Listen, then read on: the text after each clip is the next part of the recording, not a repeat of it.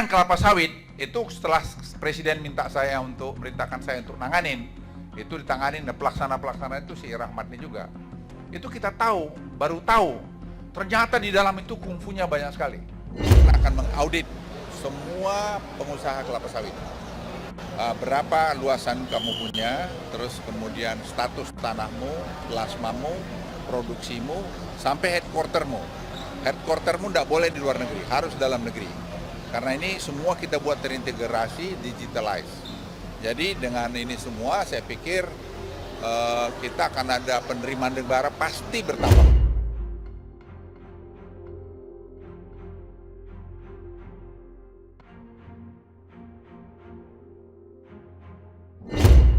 Jadi saya suruh audit oleh BPKP. Sebelum kemarin saya baru dilaporin. Itu semua tidak ada yang bisa bohong. Dari 16,3 juta kelapa sawit itu, ada 4 juta ternyata yang tidak ngerti cenderungannya. Jadi Anda bisa bayangkan, kalau 4 juta ini aja kita hemat, itu kita akan dapat lebih mungkin dekat 100 triliun per tahun. Saya lapor Presiden, Pak, headquarternya harus semua pindah di sini. Bayangkan dia punya 300-600 ribu hektar, headquarternya di luar negeri, dia bayar pajak di luar negeri. Not gonna happen. You have to move your own headquarter to Indonesia. Itu yang penting dipikirkan, bukannya kedar ini siapa yang nanganin, si itu nanganin, mau siapa kayak yang nanganin, penting beres. Artinya memang ada permainan dan saya minta diusut tuntas sehingga kita bisa tahu siapa ini yang bermain di Jakarta. Indonesia merupakan negara eksportir kelapa sawit terbesar di dunia. Hal ini karena Indonesia memiliki luas areal perkebunan minyak kelapa sawit mencapai 15,08 juta hektar pada 2021 dan diperkirakan akan terus mengalami tren peningkatan. Dengan area lahan yang sangat luas, tentu menjadi tidak mudah untuk melakukan pengawasan. Dibutuhkan keberanian dari pemerintah untuk menjewer para pengusaha sawit yang nakal dan berpotensi merugikan negara. Untuk itulah pemerintah melalui Menteri Koordinator atau Menko Kemaritiman dan Investasi atau Marves Luhut Binsar Panjaitan menugaskan Badan Pengawas Keuangan dan Pembangunan atau BPKP untuk mengaudit industri kelapa sawit. Hal ini agar ada keterbukaan di industri ini. Hingga awal Februari lalu, BPKP mengklaim telah menyelesaikan laporannya. Hasil audit tersebut telah diserahkan kepada Kemenko Marves. Sebelumnya Presiden Joko Widodo telah memberi tugas khusus kepada Menko Marves Luhut Panjaitan untuk mengurus industri kelapa sawit. Dia mengaku terkejut ternyata di dalam industri kelapa sawit banyak sekali kungfunya. Pada tahun 2021, terbongkar ada 2 korporasi berbasis bisnis kelapa sawit dengan pendapatan ratusan triliun rupiah ternyata berkantor di Singapura. Padahal kedua perusahaan tersebut mengandalkan pendapatan dari perkebunan dan pabrik pengolahan yang berada di Indonesia. Bisa dibayangkan potensi pajak yang hilang hanya karena alamat kantor perusahaan di luar negeri. Sebab satu alasan utama para pengusaha memilih berkantor pusat di luar negeri adalah soal pajak.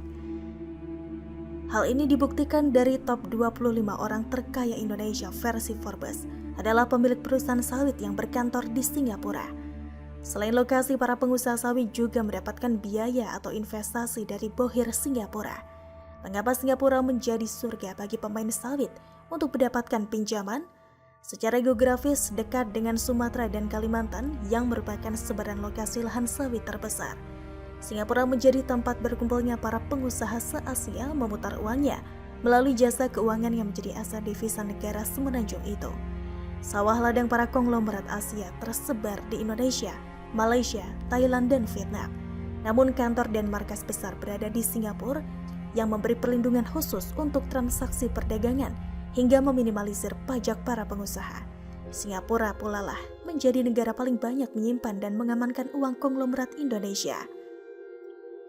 Keinginan untuk memaksa pengusaha memindahkan kantor ke Indonesia tidak mudah direalisasikan dalam waktu dekat.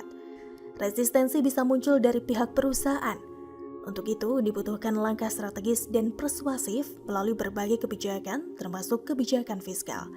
Treatment khusus juga bisa diberikan dengan pengecualian perusahaan atau anak perusahaan yang berkantor di luar negeri untuk menjadi supplier biodiesel bagi Pertamina dan PLN.